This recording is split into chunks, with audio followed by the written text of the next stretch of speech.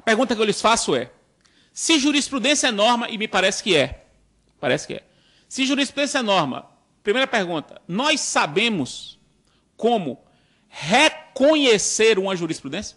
Primeiro ponto. A lei é fácil porque tem um código, você abre o código, é artigo 15, você lê. Agora vocês conseguem identificar e reconhecer a jurisprudência? E eu vou dar um caso concreto para perguntar, para que vocês pensem sobre isso. Todos conhecem o célebre artigo do CPC, que é o artigo 475J, que estabelece a multa para o caso de não cumprimento da sentença. Todo mundo conhece esse artigo, eu não preciso nem falar dele. Vocês sabem que um dos principais problemas desse artigo era saber como se contava o prazo para cumprir a sentença. O professor Araquém de Assis, inclusive aqui do Rio Grande, defendia a tese de que o prazo se contava do trânsito em julgado, independentemente de intimação. Havia quem dissesse que o prazo se contava depois da intimação, tinha que intimar o advogado, uns entendiam que tinha que intimar pessoalmente. Havia uma discussão terrível. Parece que havia 7 teorias. Quer dizer, um dispositivo de lei que mandava para aplicar uma multa, que gerou 7 teorias de aplicação, não pode ser um dispositivo bem feito, né?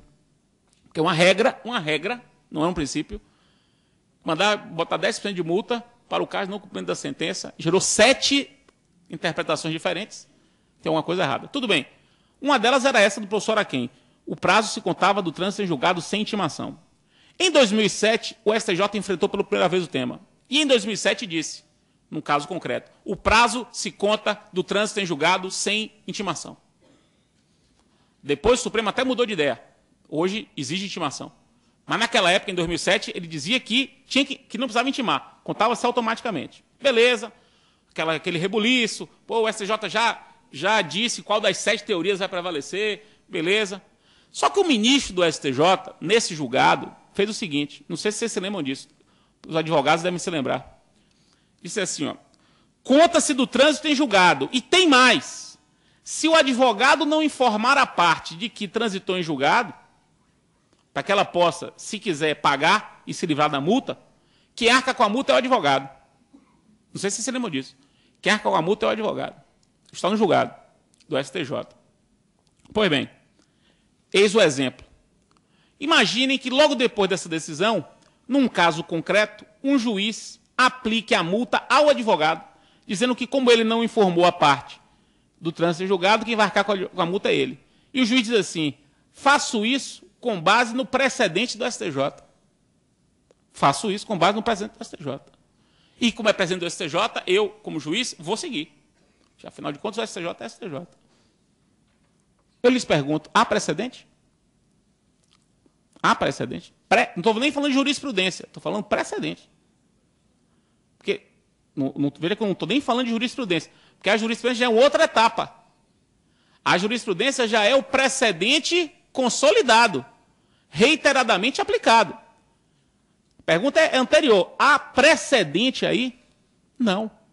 Por que não há precedente aí? Porque não foi isso que se discutiu no caso. O caso que chegou ao STJ foi como se conta o prazo do 475J, ponto. Não foi quem responde pela multa, que seria um outro problema. Esse problema, quem responde pela multa, não chegou. O que o ministro fez foi opinar, doutrinar. Ele doutrinou. Ele deu uma opinião científica como jurista, não como juiz. Ele diz assim, na minha opinião, quem há de responder é o advogado. Ninguém perguntou isso a ele, mas ele falou. Não, a verdade é essa, ninguém perguntou. Ninguém dirigiu essa pergunta. Se fosse numa conversa de pessoas vulgares e adolescentes, ele tomaria uma queimada. Tomaria uma queimada. Mas como é uma conversa entre pessoas solenes e muitas delas autoridades, não podia tomar uma queimada.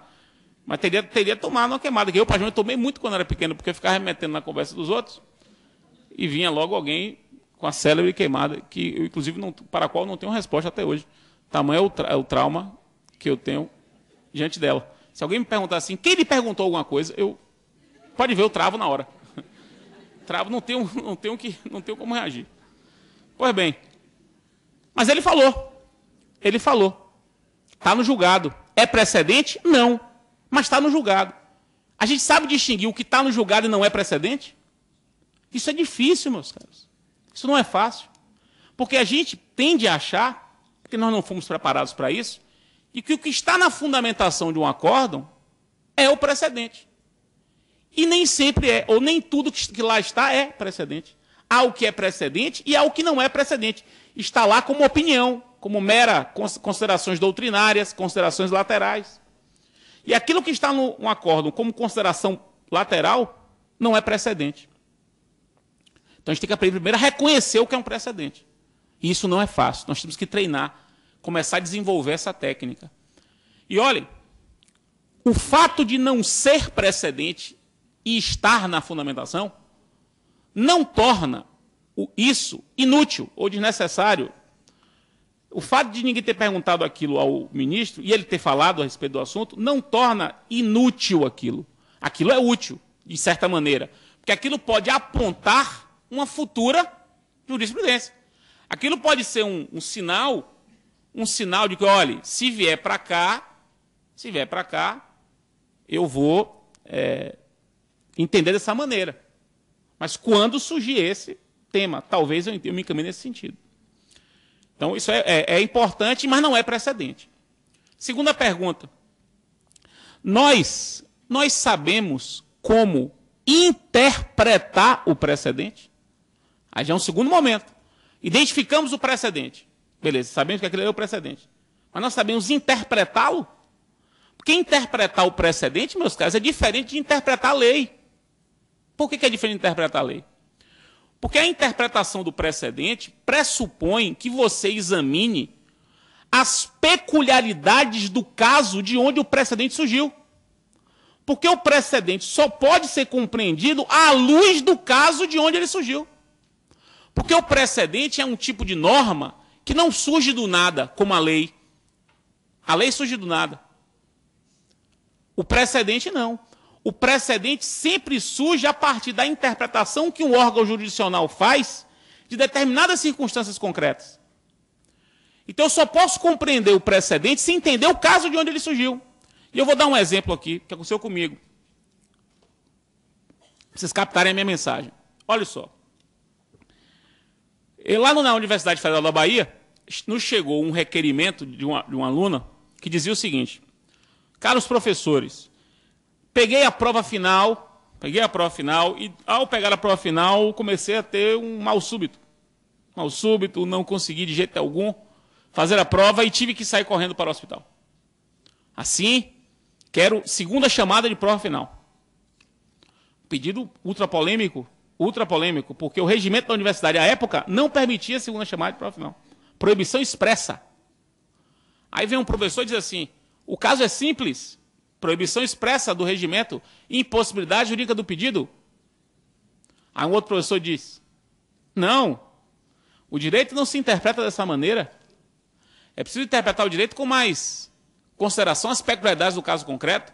Imagine que a moça tivesse uma crise de epilepsia, um ataque de hipoglicemia, ou melhor, um ataque de epilepsia e uma crise de hipoglicemia. Fica melhor assim, né? Fica melhor assim. Imagine que a moça tivesse dado à luz durante a aula. Você vai ignorar isso? Não pode ignorar isso. Aí, nesse momento, todos muito comovidos, né? Com os exemplos, realmente, o direito. Aí vem as frases antológicas, né? O direito não se interpreta às secas. Que lá na faculdade, Carlos Cóssio, ele é muito famoso. É muito famoso, né? É um ídolo. E Cóssio tem essa frase: o direito não se interpreta às secas. E alguém falou: o direito não se interpreta às secas. Oh, beleza. Então vamos interpretar. Vamos ver a prova. Aí está a prova da menina. Atestado do hospital para onde ela se dirigiu. O atestado dizia o seguinte: atesto que a senhorita tal compareceu a este hospital afirmando-se que estava passando mal. Quer dizer, é sensacional essa prova. Aí, diante dessa prova, a gente negou o pedido. Negamos o pedido. Depois de muito debate, negamos o pedido. Perfeito. 6 meses depois, outra aluna pede de novo. Só que era outra aluna, não é mesmo? Pede de novo, dizendo que tinha passado mal. Aí um professor disse: já temos precedente. E o precedente desse departamento é negar o pedido. E aí que surgiu o problema. O departamento nunca examinou esse pedido. nunca examinou o direito a fazer segunda chamada se tiver passado mal. Não há precedente sobre isso. O que há é, o departamento decidiu que se a pessoa afirmou que passou mal e não provou, não tem direito à segunda chamada. E isso foi decidido. O departamento não decidiu se há ou não há o direito à segunda chamada, se passou mal. Isso não foi decidido. Aí a galera percebeu, é verdade, não decidiu. No caso, era igualzinho. A prova também era ridícula, acabou não ganhando. Mas poderia não ter sido. Né? Poderia não ter sido. O que reforça o que eu estava dizendo. Eu não posso compreender o precedente sem entender o caso de onde ele surgiu. Eu não posso pegar a decisão solta e interpretá-la sem compreender o contexto. Essa que é a grande sacada do precedente. Diferente da lei. Então, me perguntam assim, né, os alunos mais novos, mas professor, eu vi uma história de súmula vinculante, quer dizer que agora o juiz é uma máquina? Chegou o caso, ele tem que aplicar a súmula vinculante? Eu disse não, não é uma máquina. Porque o juízo sobre o fato é do juiz. É o juiz que vai dizer se o caso é caso da súmula. Ele vai investigar se aquele caso reúne as peculiaridades necessárias para que a súmula incida. Porque se o juiz disser, este caso não se encaixa à hipótese da súmula, a súmula não se aplica. E é o juiz que vai dizer se o caso se encaixa ou não. Porque o juízo sobre o fato é sempre do juiz.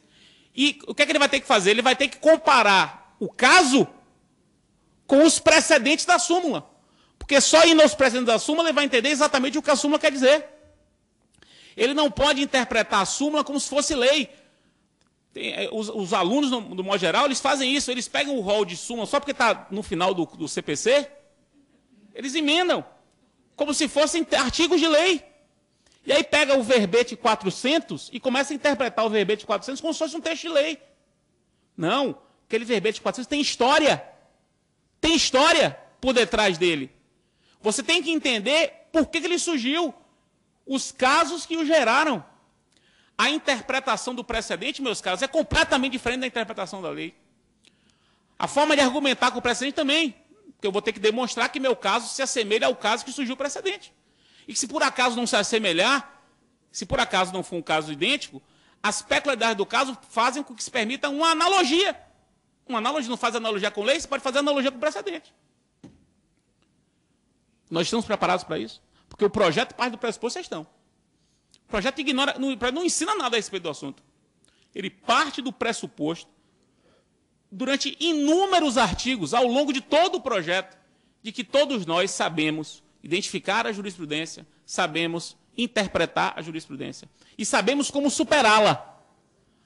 Nós sabemos como superar uma jurisprudência, que é um outro tema muito difícil. Porque, vejam, a jurisprudência, sendo norma, as pessoas passam a se basear nela. O Tribunal Regional Federal da 4ª Região pode alterar sua jurisprudência tranquilamente. Leis não podem ser alteradas, quanto mais a jurisprudência. Mas será que o tribunal pode alterar uma jurisprudência longeva de modo retroativo? Ou seja, alterar e ainda permitir que se rescindam decisões fundadas na jurisprudência do próprio tribunal até então vigente? Isso não seria uma ofensa à segurança jurídica? É uma reflexão que tem que se fazer. Não se pode, é preciso respeitar a jurisprudência, dar a ela o valor e respeitá-la e dizer o seguinte, vamos revogar? Vamos. Agora vamos revogar daqui para frente? Claro que se a jurisprudência for uma jurisprudência recente, como aconteceu por a época da emenda 45, o problema da competência da Justiça do Trabalho, da Justiça Estadual, para julgar causas acidentárias, em 6 meses houve um vai e vem. 6 meses o Supremo foi, depois voltou, 6 meses, tudo bem. Não havia se consolidado nada, você pode ir e voltar.